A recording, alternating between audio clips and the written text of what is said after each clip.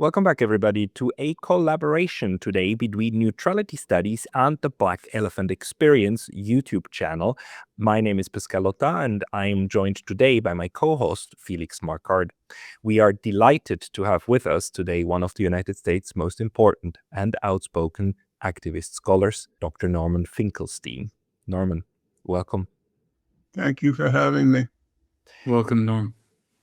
Thank you very much both for doing this. Felix, this was your idea, and it's a brilliant idea. And Norman, you are one of the United States top experts on actually what is going on in Israel, in Palestine, and the genocide in Gaza. Can we maybe start with your reading of where we stand after 2 years of genocide?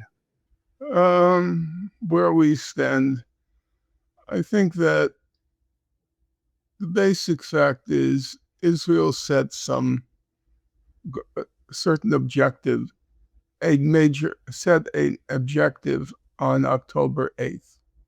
And the objective was to once and for all solve the Gaza question. What solving the Gaza question meant in practice, in my opinion, was the following.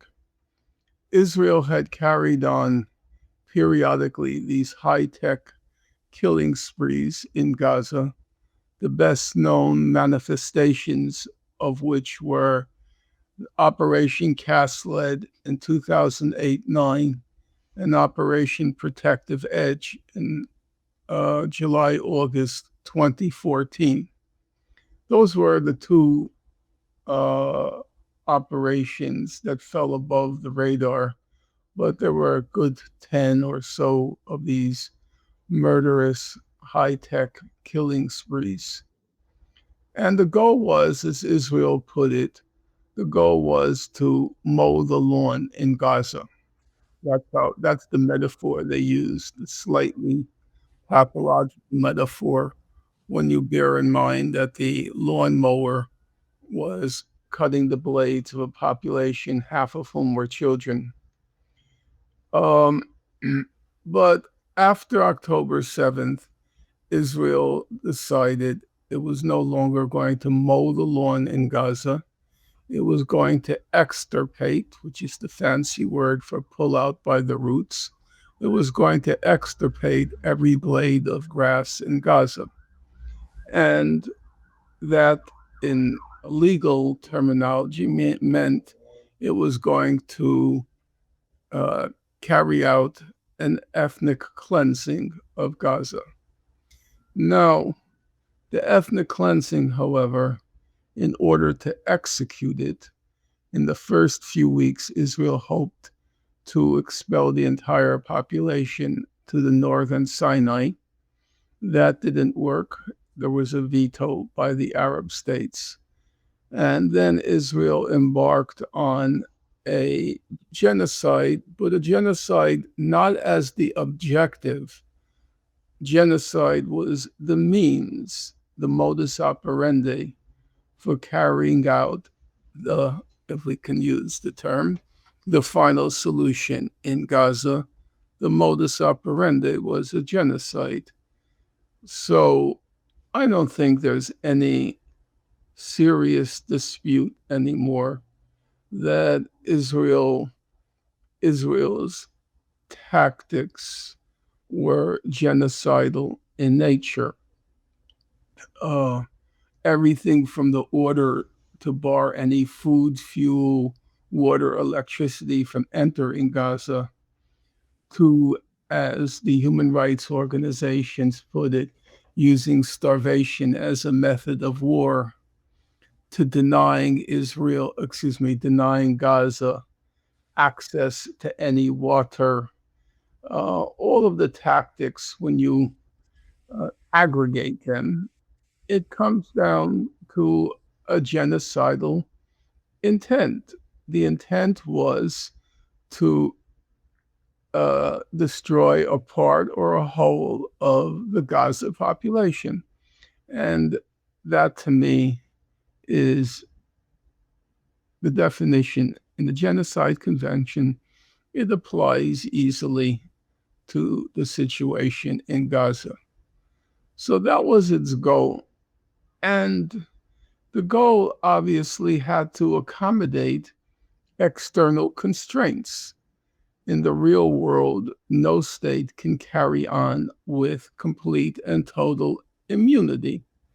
Even if you take the current situation in Iran, Mr. Trump made several clearly genocidal statements uh, that he was going to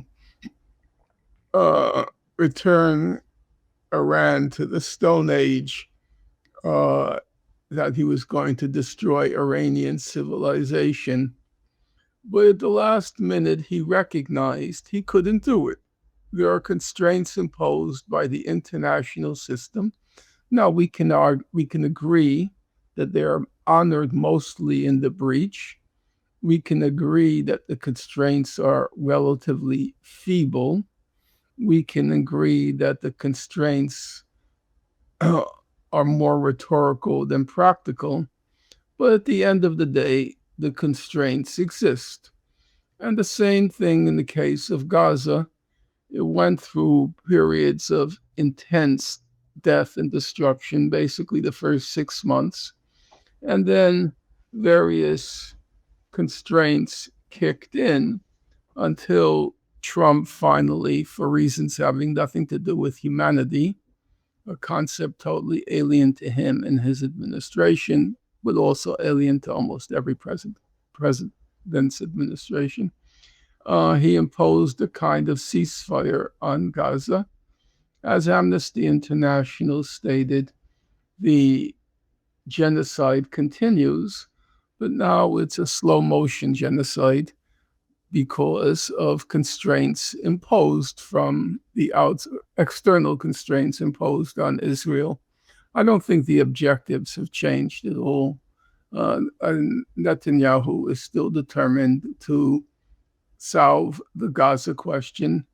The amount of the limits placed by the Trump administration on him, as I said, they are limits. I'm not going to deny that.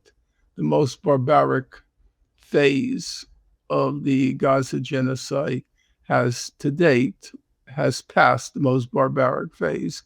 The goal hasn't changed, but it's a slow motion where Netanyahu was hoping to trigger a stampede out of Gaza. He's now resigned to he has to accept the trickle going out of Gaza. But two things I think are clear. I said them at the time. This so-called Board of Peace and International Stabilization Force, the Trump plan, which he almost certainly never read. The claim that there's going to be a increase in humanitarian aid, that there's going to be reconstruction, that's all complete nonsense. I said it at the time, and I think what I said has been borne out. There will be no reconstruction. There will be no restoration of necessary humanitarian aid. There will be none of that until the Gaza question is solved. That is, it's emptied out. Hey, very brief intermission because I was recently banned from YouTube, and although I'm back, this can happen anytime again. So please consider subscribing not only here, but to my mailing list on Substack. That's pascalotta.substack.com. The link's going to be in the description below, and now back to the video. Maybe I'll jump in with a question, Pascal. I want to start with mentioning that in the early 2000s, I read one of the books that really impacted me the most on the question of Palestine, which was The Holocaust Industry, that you wrote, I think, right after 9/11. Am I right in the timing, or not at all? A few years later? No, I wrote Holocaust Industry. I think it came out in June 2000. Okay, so right before. I spent the next many years basically selling my soul to as a sort of underling of the Epstein class. So when the Epstein files came out, and I saw that there was only, I can't think of one figure apart from you that came out sort of on top of those files, and I was really thrilled to reconnect with you. But I wanted to ask you about, because of what you said in recent interviews about the way Tucker Carlson and the right have been talking about, have been sort of producing a reaction on Israel that is quite novel. And you were sort of pushing back on that in these interviews. I mean, seen from Europe, and I think from many other places, we're all dreaming of having movement on the right that goes towards anti-Zionism of any sort. So I was a bit I'm curious about, can you see the difference between what's happening in the US on this front and what's happening everywhere else? Because the conversations in Europe, as you know, probably there was a law that was almost passed a couple of weeks ago in France that would have criminalized criticism of Israel and would have indeed with up to 5 years in prison. So it's a very different conversation. And aren't you welcoming this? Well, I've said on many occasions that many things Tucker Carlson has said, many things that he said over the past year are correct. They're accurate. I never quarrel with facts. And there's no doubt in my mind that he was not only correct, but he played a crucial role in bringing his understanding of the situation, a significant part of which is correct, in order to bring it before a large audience. I know that, and I don't quarrel with that. The problem is that the way I don't like these terminologies, but I'll use it. The way he frames the issue is never anything that had anything to do historically with the left. And I am a person solidly and firmly of the left. He frames the whole issue as, here is this innocent, pure United States that has been tricked, duped, seduced, blackmailed, and that's an important aspect of their claim, that's been blackmailed by these Jews in Israel. That's how he frames the question. For the left, Palestine is or was a national liberation struggle. It's a story about oppressed people. It's about imperialism. It's about colonialism. It's about all these sorts of things. I don't particularly like the term settler colonialism because I don't think it's particularly productive intellectually. However, that's the broad framework of the left, and that's how Palestine became an issue of the left, a national liberation struggle, a struggle against imperialism, a struggle, one of the last struggles against European colonialism, akin to the South Africa question. That's how the left frames it. I think the right frames it as basically Jews, wire pullers, international wire pullers, who now control, and actually have for a long time, according to these people, they were responsible, they meaning the Jews in Israel, were responsible for the Kennedy assassination. So far, they haven't blamed Lincoln's assassination on Israel. I could see that coming down the pike. They blamed the 2003 war in Iraq on the Jews in Israel.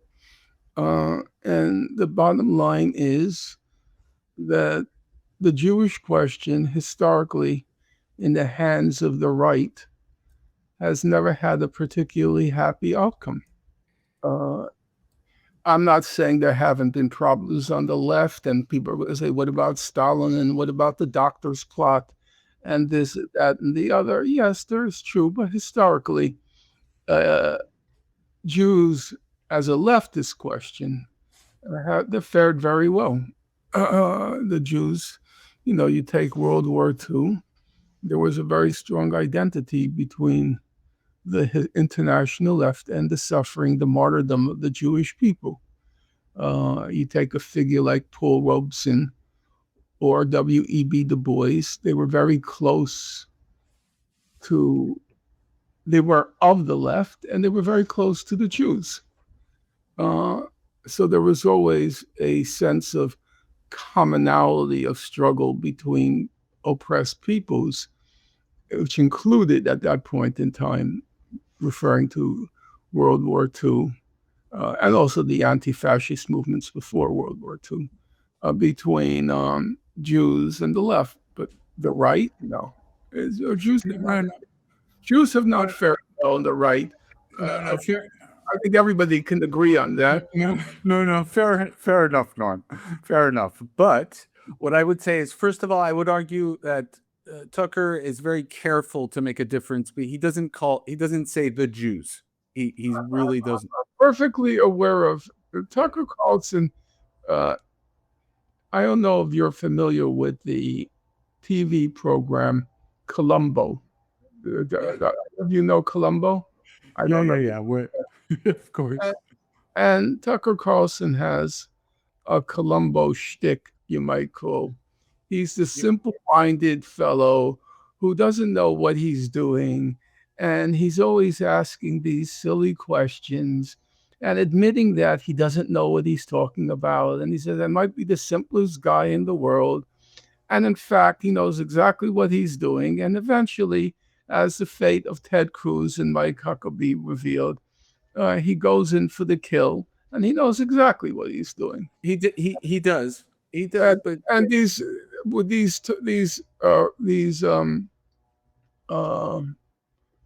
claims of not really talking about all the Jews, it's sort of like Lady Macbeth protesting too much. He knows exactly what he's doing, and he knows exactly the message he's conveying. And the more he protests that he's not making that message, the more he's clearly making that message. So he says, well, I know it was Israel that was behind the 2003 war in Iraq. And there are these people in this country who have a dual loyalty. They have really their loyalty is really to Israel, and they don't care about the United States. And now he says that Israel dragged the U.S. into the war because it wanted to weaken the United States, because Israel wants an alliance with India. Where he came up with that, only God knows, I have to say. And Israel and others of his ilk say that Israel was behind the Kennedy assassination. And when I was on with Candace Owens, she said all the so-called Holocaust survivors were actually Russian Bolsheviks who killed millions of Christians and then pretended to be survivors of the death camp. Yes, that's literally what she said, word for word. Okay, I pretty clear where all of this is coming from, with all of the protests and with all of the caveats and with all of the, as it were, protective language. Now, let me be clear, because I don't want there to be any misconstruing of my part, or misconstruing of what I'm saying. I think a lot of what he says is true. I know that. I have no problem acknowledging. Okay, a lot of it I think is complete craziness. Israel has as much to do with the Kennedy assassination as my local synagogue, which I never attended, did. I think this is all complete lunacy. Even though people are very emphatic about it, I get so many angry emails, But didn't President, or whatever he called himself, Gaddafi, Didn't he say Israel did it? Now Gaddafi's become an authority in the Kennedy assassination. Complete lunacy. But I'll admit a lot of what he says is true. Sometimes I'll even go further than him. I was the first person, I believe, who said that a handful of Jewish billionaire supremacists are crushing academic freedom in our country. And that's a real problem. And we have to call it out. We have to call it out. Sure. I mean, go ahead, Pascal. Sorry. Yeah, can I just ask about this one? Because I'm recently wondering, I mean, the damage, the carnage that Israel and Zionism is inflicting upon the Palestinians, upon Gaza, is very, very obvious, right? Because we see it so much, and the numbers are absolutely horrendous. But the damage, what is your assessment of the damage that Zionism is doing to Judaism? I have no idea what Judaism is. Really, I don't. I never studied the Jewish religion. I don't know anything about it. I think that Zionism I know something about because I wrote my doctoral dissertation on the topic. So I labored for several years in the New York City Public Library, the research branch, on the third floor, quite a spectacular edifice, in my opinion, even though back then it didn't have air conditioning, but the very, very high ceilings were such that heat rising, it was tolerable. I labored many years in the library and also just in my head trying to figure out this phenomenon. Zionism, in my opinion, basically can come down to a simple proposition. A Zionist believed there was no future for Jews in the non-Jewish world. Some believed that Jews would end up assimilating and they would just become, for all intents and purposes, and sometimes literally, not sometimes, often literally, if they intermarried, that they would just become goys. And the Jewish people and the Jewish religion would disappear. That was one view. And the other view was that the Jews would not be assimilated, they would be exterminated. That at some point, the temperature of anti-Semitism, which always hovered at a high temperature, but at some point it would result in a mass extermination of Jews. And so there being no future for Jews in the non-Jewish world, the Jews needed to establish a state, and they thought the state should be established in their historic homeland as they saw it, namely Eretz Israel or Palestine. That's a Zionist. And there was a social critic, his name was Irving Howe. I didn't agree with most of what he said. He was a person ostensibly of the left, but he once made a statement which I found sensible. He said, if you have enough money in your pocket to buy a one-way ticket to Israel, and you don't do it, then you're not a Zionist. Because you believe there is a future for Jews in the in the Christian world, or whatever you want to call it. There's a future for them, and you decide to stay. You parked your car in the non-Jewish world, and not in the case of how he was referring to American Jews. They're not Zionists. I don't know why people use this terminology. I do believe that they're Jewish supremacists, and their sense of community with the Jews in Israel is born of the fact not that they're Zionists, but because they feel a sense of commonality with fellow Jews, and that sense of commonality is a Jewish supremacist one. I think it was Philip Roth, the writer.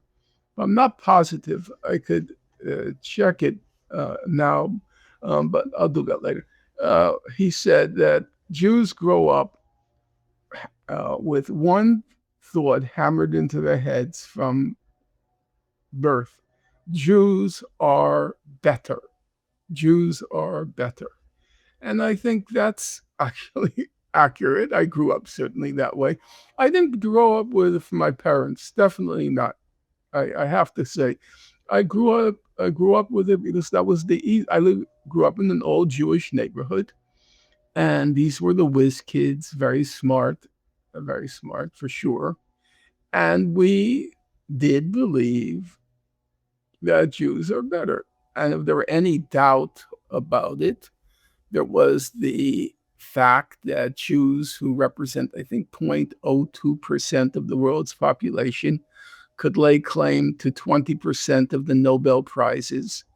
And we were told that all the great figures of modernity, Sigmund Freud, um, Einstein, Marx, they were all Jewish.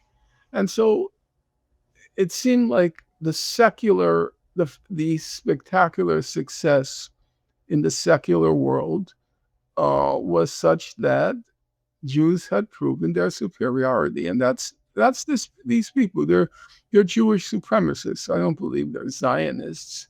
I doubt any of them has ever read a book on Zionism. Like, they may have read the Schmaltz books, the books they write for coffee tables, but no serious work on Zionism. I don't think they much care. They're Jews. Yeah, And I think you know, I like want the to shtick. I Sorry, want go to ahead. answer your question. I think so long as Israel seemed to be a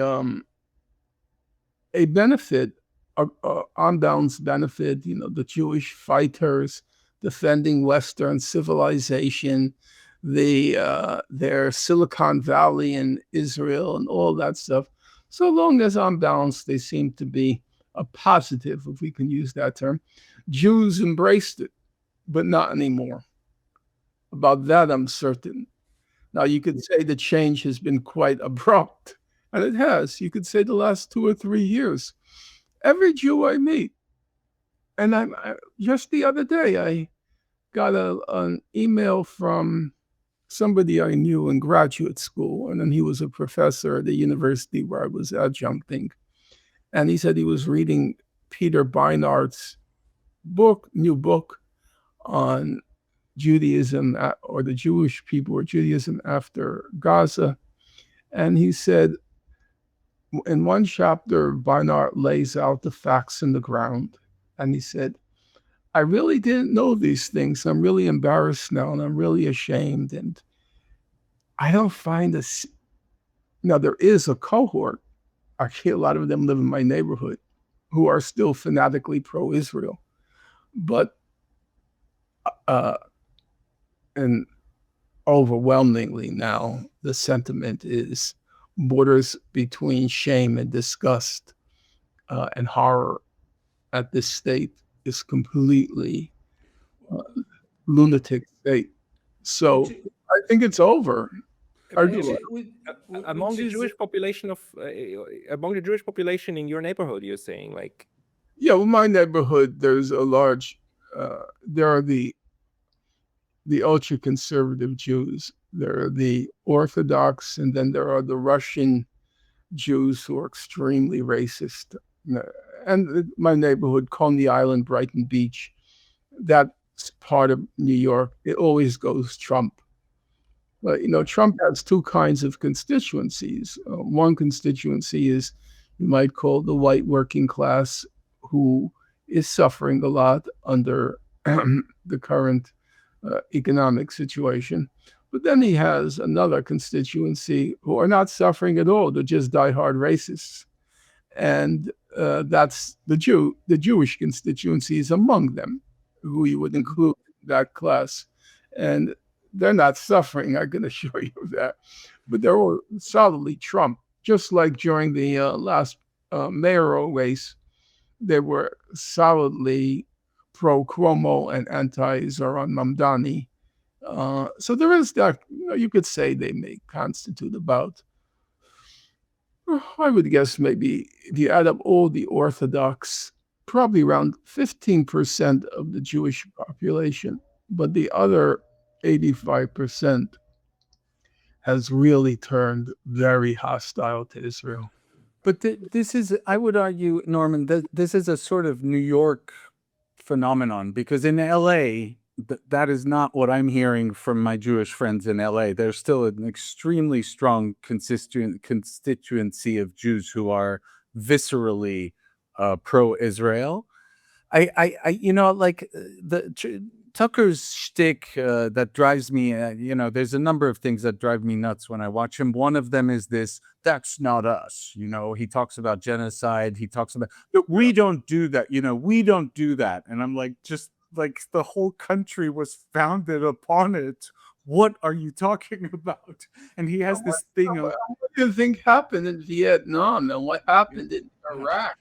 And what happened in 1,000 other places? Yeah, it's just Alice in Wonderland. It's like this thing happened just recently, and you just go back 100 years. Go ahead. But then you have to ask yourself the question: if what you're saying is true, and I believe it is true, why has his heart suddenly warmed to the suffering of the Palestinian people and not other people? Why? And I think there is an answer there, and it's not a particularly happy answer to give. Why, of all people, he's suddenly outraged at the treatment, the evil, as he correctly calls it, the evil of what has befallen the people of Gaza and elsewhere. Why? So you think it would be perfectly understandable if it were a person of the left, who has historically identified with the struggles of oppressed peoples, oppressed nations, oppressed workers. I mean, the Palestine struggle fits squarely in that trajectory. That's understandable. But when it suddenly comes from the right, it's a perplexing, or it appears to be on the surface a perplexing phenomenon.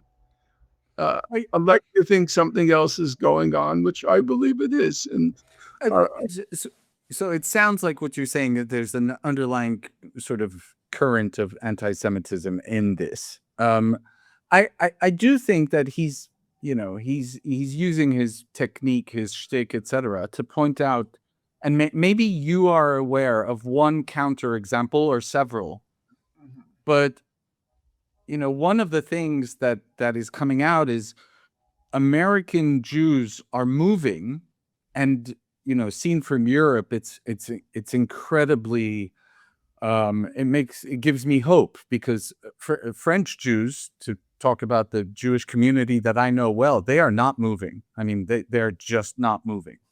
But in America, I don't know any example, not one, of a Jewish billionaire who is anti-Zionist. Not one. That's totally correct. Yeah. So there are probably some, and I just don't know them. And it's a bit of an optical illusion, because the most. But don't we think we'd know of it if there were any? Well, I don't know what the opinion of, let's call it, the Soros class, of which there is a large number of Jews, where they currently stand. I don't follow those things. We know the Bill Ackmans, and we know the Barry Sternlichs, and we know a large number of other, because they're so vocal and they're so brazen in how they carry on. But it's possible there's also a Jewish billionaire class which is recoiling at the way Israel is carrying on. I can't answer that question.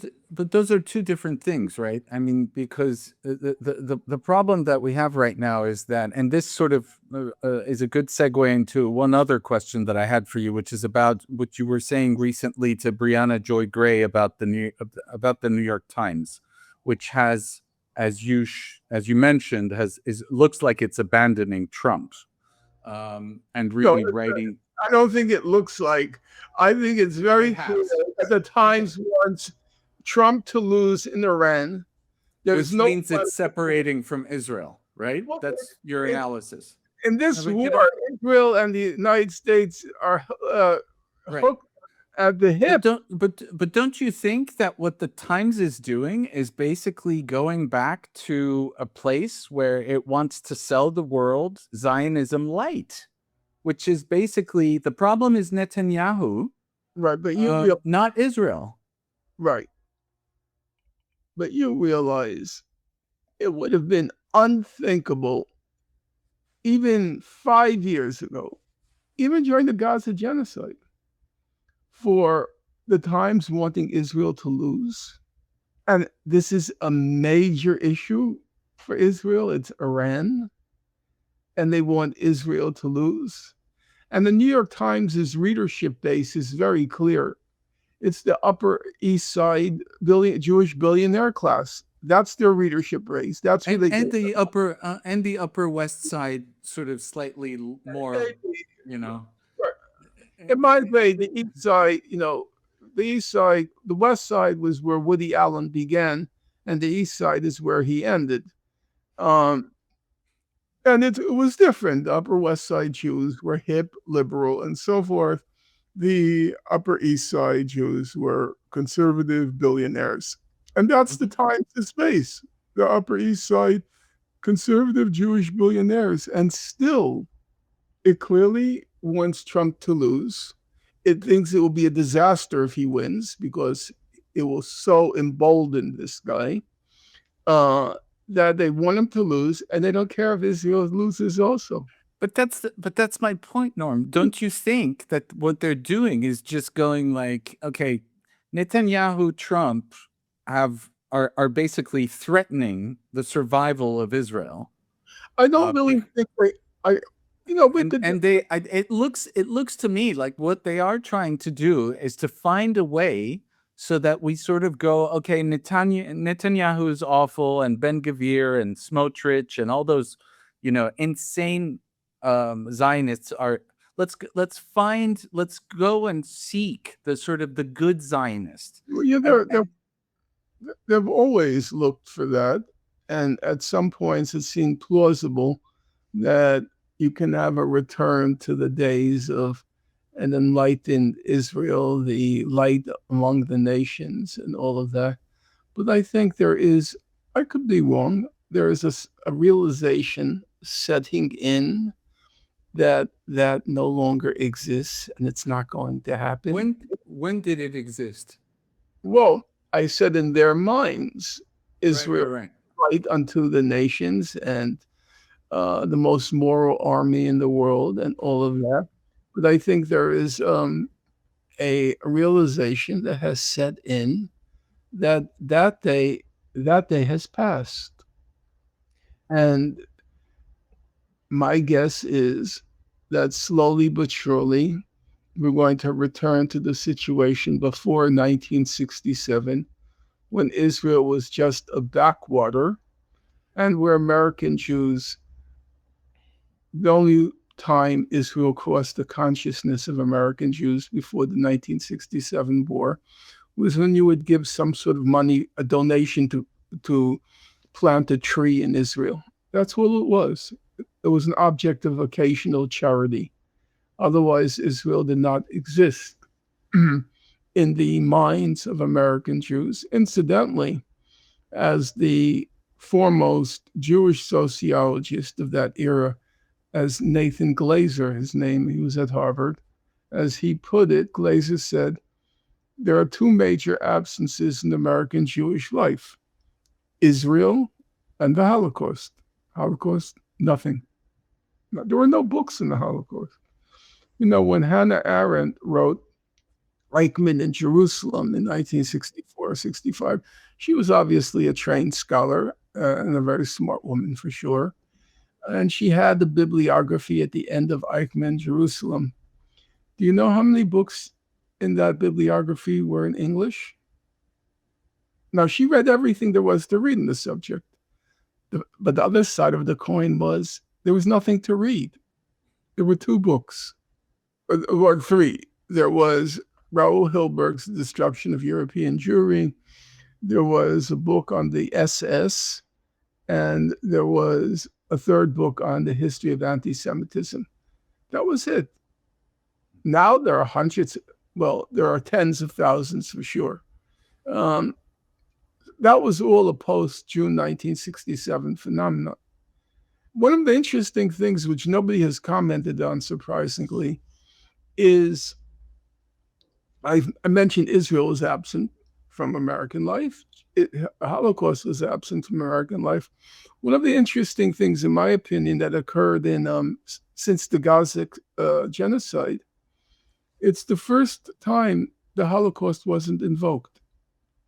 They tried it the first few weeks. If you remember, the original way what happened in Gaza on October 7th, the way it was framed at the very beginning, it was, this is the largest massacre of Jews since the Nazi Holocaust. That clearly fell flat. Nobody wanted to hear about the Holocaust at this particular moment. It disappeared after about 2 weeks, and then no mention, none. It wasn't. It meant that the days of explaining the Nazi Holocaust are past. They're over. They realize it doesn't work anymore. In particular, on the younger generation. The younger generation, for better or for worse, I think definitely for worse. The new generation has no historical sense. Not only do they have no historical sense, they have no historical curiosity. If it didn't happen 2 weeks ago, we're not interested. So the Nazi Holocaust having been at this point about 80 years ago, there's no interest among the younger generation. Fell completely flat. On campus, when people on campus, the Israel agents effectively, the Hillels and so forth, they never invoked the Nazi Holocaust. Never. It just completely that first time. And so in that sense, too, an era has passed. The era of that book called The Holocaust Industry. The era of that industry is over. It's now basically defunct from overuse. It now has to file for bankruptcy. It's gone. So there have been, significant changes that have occurred. And as I said, the fact that the New York Times wants Israel to lose, very unusual. Even as their base is in the Upper East Side. Yeah. Even as their base is in the Upper East Side. Mm-hmm. I don't know your Pascal, the Upper East Side is the wealthiest neighborhood in the world. The wealthiest, the highest concentration of millionaires and billionaires in the world. And it's overwhelmingly Jewish. Overwhelmingly Jewish. And that's what the New York Times depends on for its prestige, for its income. That's the place it depends on. And for the first time, it expresses no sympathy at all for Israel during this war. So these are real and probably very serious changes to Israel and the way that this politics has been working. But on the other hand, we've also seen how over these 2.5 years now, this genocide has been implemented in utter complete complicity with Europe, in utter complete complicity with all of the network. Sometimes we call it the collective West. Richard Sagmar on the political West. It's because it's a system, right? Including the Times. The Times was just real propaganda mouthpiece for the first year of the Gaza genocide. Complete. It was horrible. The guy Patrick Kingsley and a bunch of others. Half of the Times staff now on Israel-Palestine are Israelis. Nobody even blinks twice about that. They're Israelis.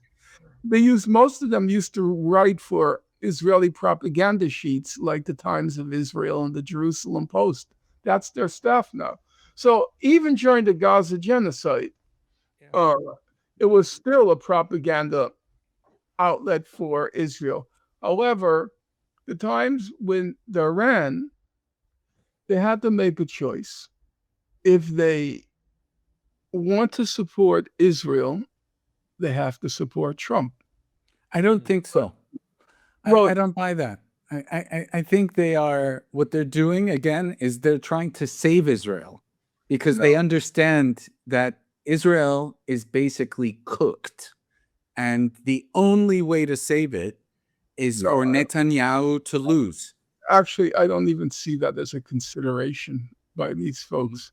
Their consideration is we got to get rid of Trump. We got to get rid of Trump. And if the price is Israel losing, we will accept that price. That's how I read the situation. And that, of course, flies in the face of the claim that all these American Jews are looking out only for Israel. It's not true. These are Jewish elites entrenched in the United States. Yeah. They are not Zionists because they believe there is a future for Jews here. In fact, it's been wonderful for Jews here in the United States. And they think Trump is a menace. But they're not anti-Zionists. No, they're not anti-Zionists. They're not anti-Zionist because they're all Jewish supremacists. They are, unfortunately. Well, that's Exactly. I grew up with them. I know them. You know, Chuck Schumer, he went to my high school. I knew he was 3 years ahead of me. Brilliant guy, no question about it. First class mind. I knew his sister. His sister back then, Fran, very impressive, extremely impressive. Back then, you see, you have to, as George Lukács famously said, you have to see the present as history. Back then, there was no interest in Israel. Israel, when we were going to school, was a backwater. It was very poor. I mean, it's hard to believe now. It was very, very poor. Very simple, egalitarian. It was, you call it primitive communism. That's a term from Marx, primitive communism. It was a kind of primitive communism in Israel. American Jews, when we were growing up, they were ready to conquer the world. They knew or believed that they were going to be at the commanding heights of American society. And you know what? They were right. They were. They achieved. They were. They didn't think about Israel. I So I would not, in that era, they thought Jews were smarter, that's for sure. But there was no loyalty to Israel. And I think that's what it's going to return to. Okay, I want to go back to this idea. I mean, I understand the structuralist in you that sort of wants to look at, like sort of has no time for hearsay and, you know, conspiracy theories, and I get it. I think conspiracies happen. Of course, conspiracies happen. Right, but what I mean is, Adam Smith says at the beginning of The Wealth of Nations, capitalists are all the time getting together and conspiring. exactly. But as someone who lived in the world, you know, minus the pedophilia, but who was, you know, in the world of the Epstein files, I have spent the last few years waking up to the reality of the world that I come from.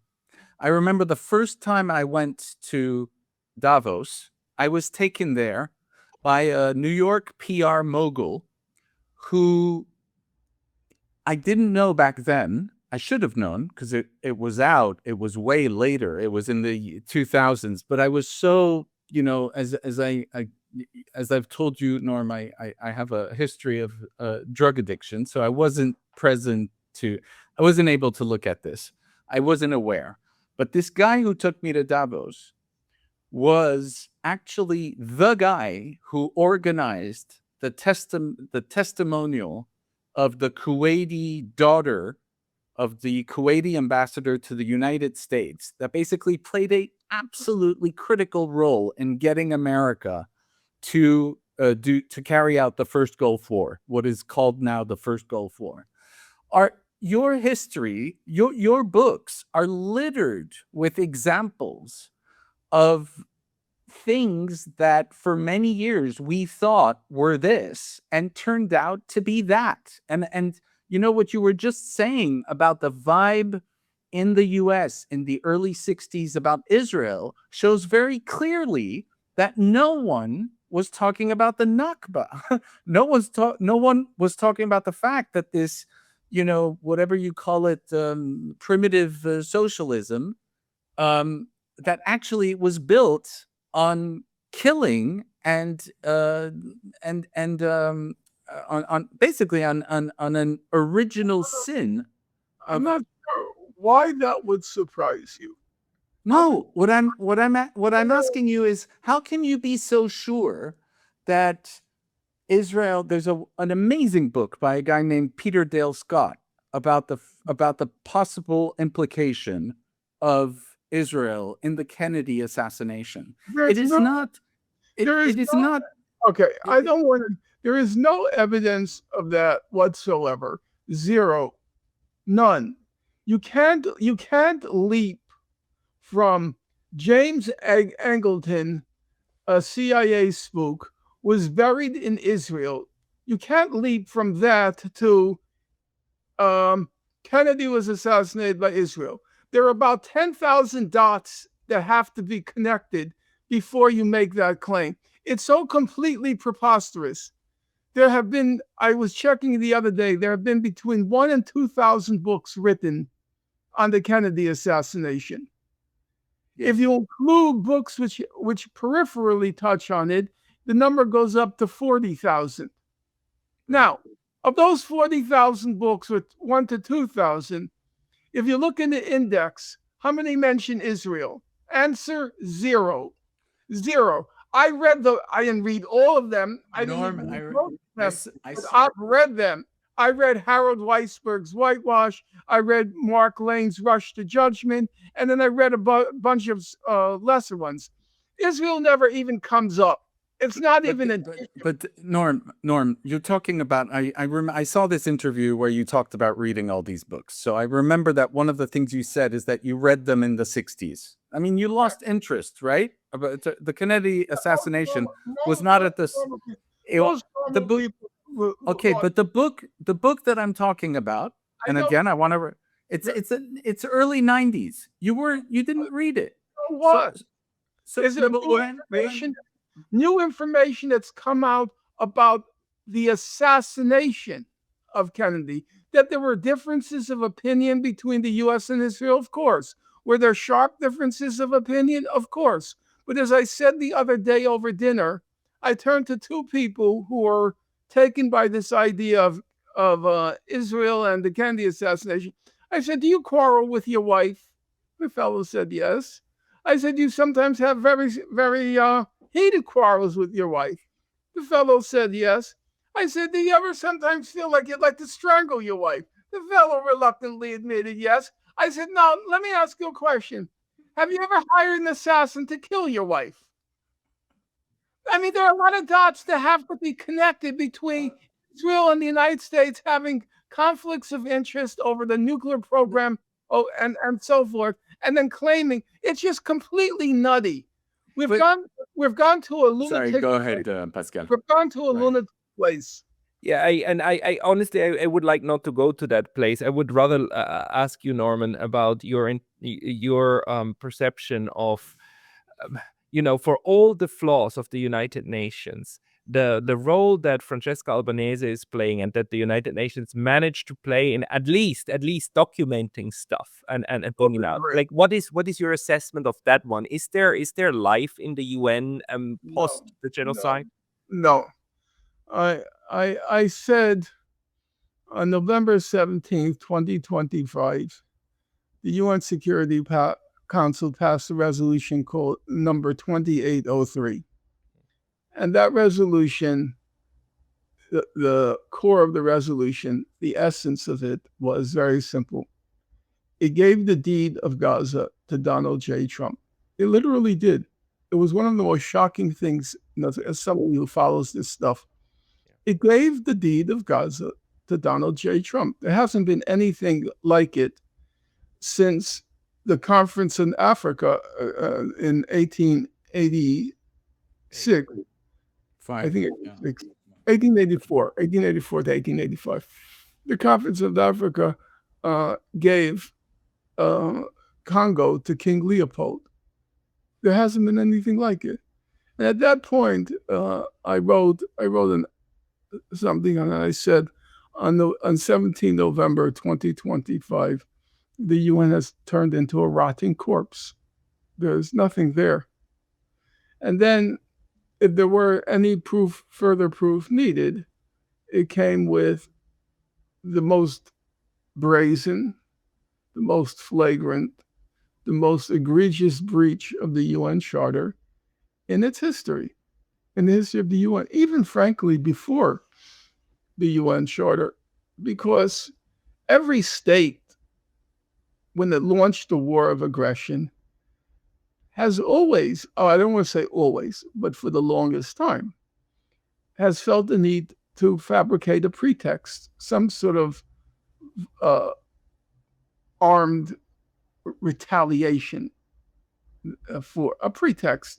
I remember during the 1967 war, Francis de Gaulle, Charles de Gaulle, when he commented on the build-up to the war in 1967, de Gaulle said, "Whoever fires the first shot is responsible.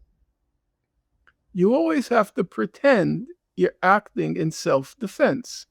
Article 51 says you only have the right of self-defense in the event of an armed attack.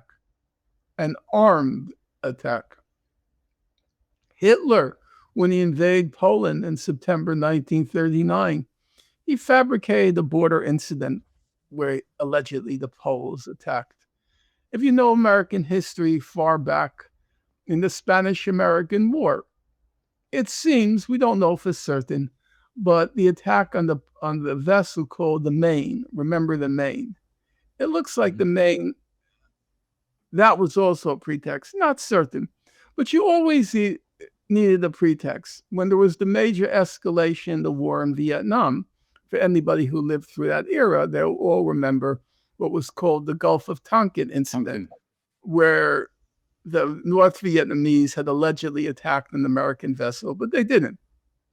So that was the pretext for what was called the Gulf of Tonkin Resolution, which then marked a major escalation of U.S. involvement in Vietnam.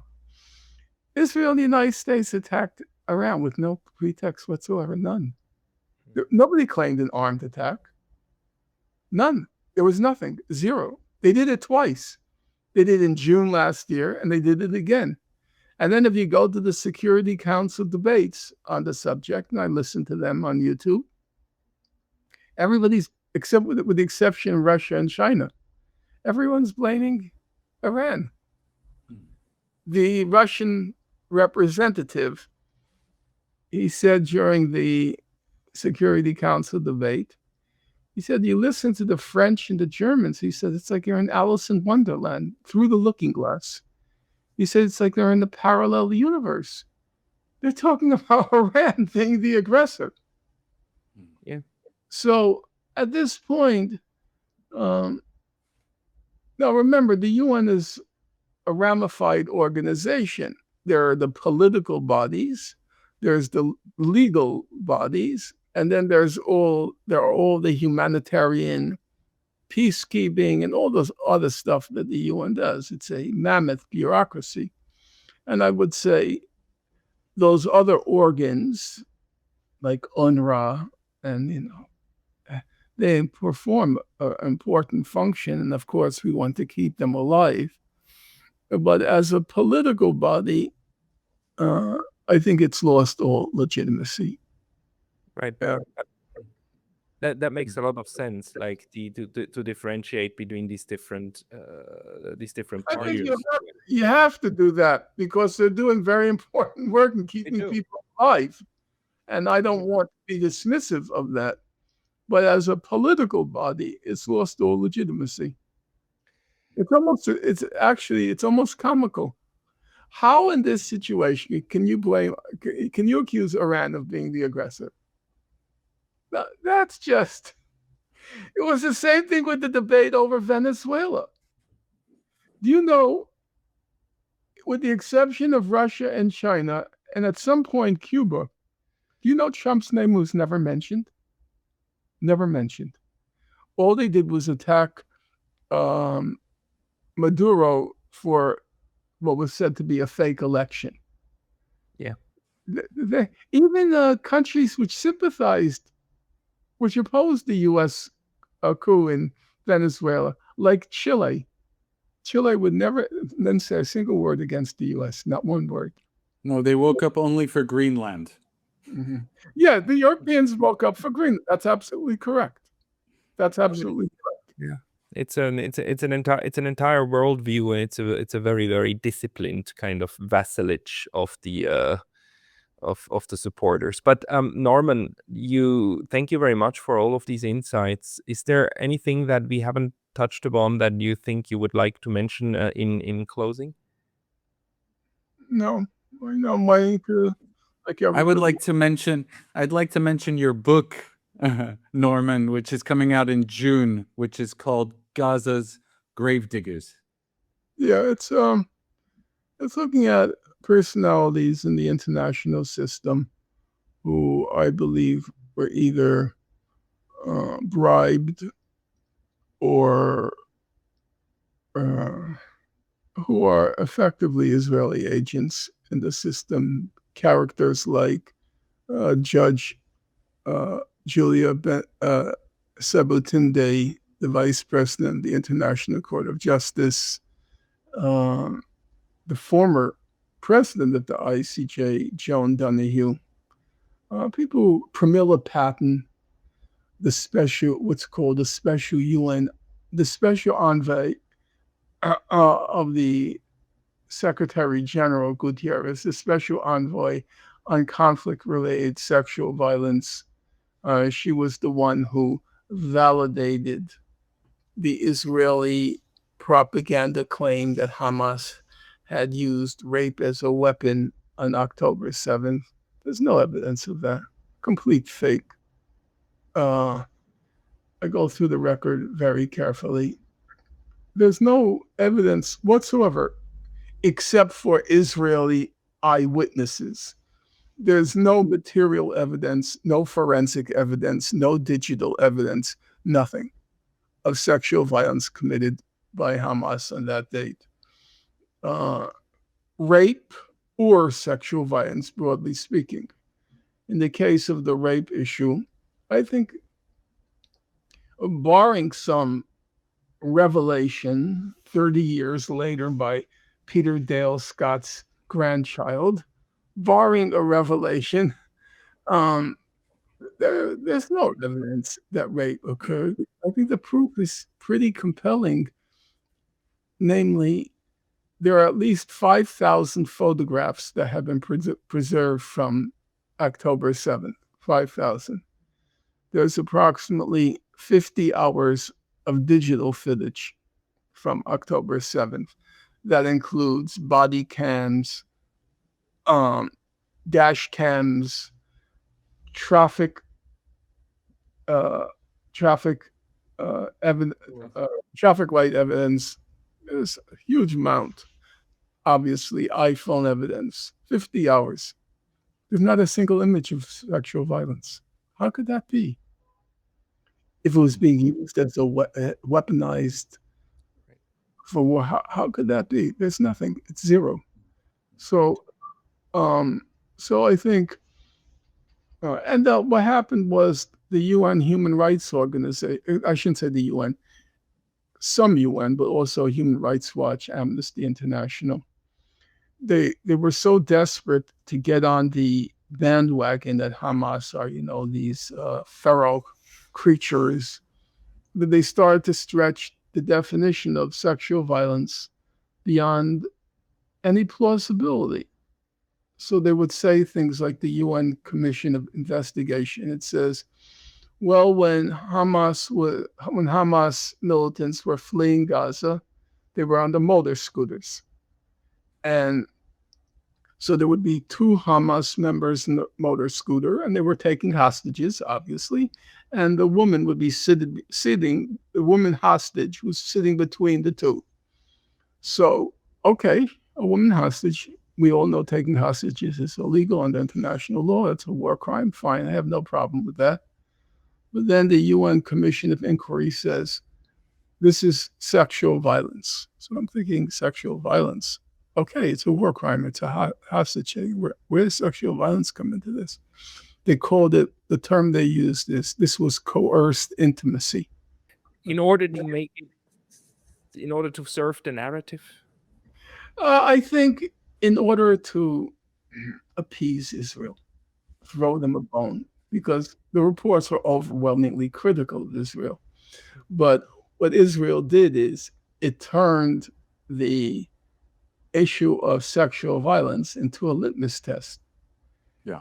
So you had to agree there was sexual violence, otherwise you're anti-Israel, you're anti-Semitic, you're anti-woman, blah blah blah blah blah. And the New York Times played a very important role with that. That article screams without words in December 2023, right when the whole global opinion was turning against Israel. The timing was incredible. Right.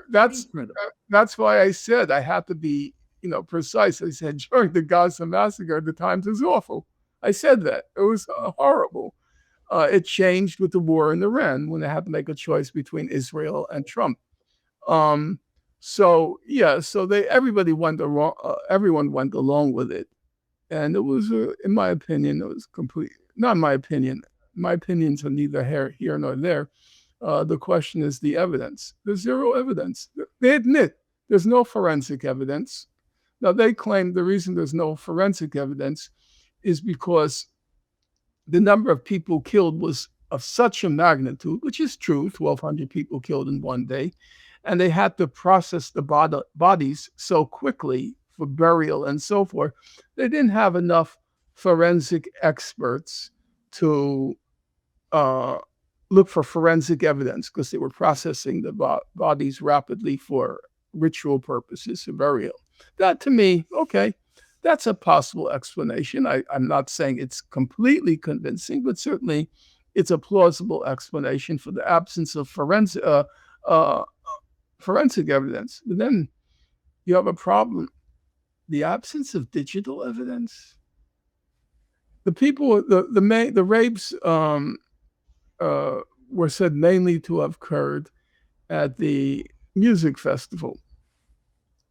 And it was mostly young people, obviously, at this music festival. And they said the rapes were purposely, the gang rapes, as they call it, the gang rapes occurred purposely in the public to demoralize and destroy the Israel esprit de corps and the ethos, And there were these 14 witnesses, quote unquote witnesses, who said they were watching everything from their hideaways. They managed to secret themselves. And you didn't take out the iPhone to document it? This is a generation that documents everything from the moment they get up to they go to sleep with their iPhone.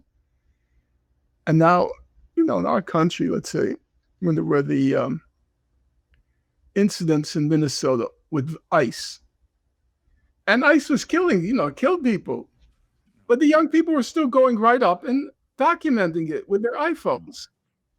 And you're telling me nobody even pulled out an iPhone, one snapshot, one picture, not one. There's not one. How could that be? Well, I mean, I'm glad that you have that book coming out that will be published. I think you said it will come out in June or July, right? The Gravediggers, where you then document also the people who try to whitewash all of this.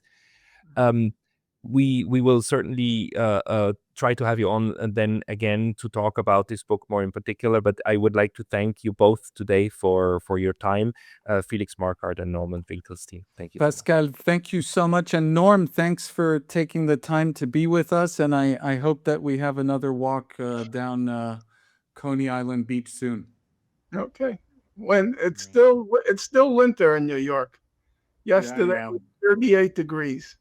You remember last time it was getting late. So anyway, gentlemen, thank you. I'll Thank play you, the Pascal. outro now. We can meet right after the outro.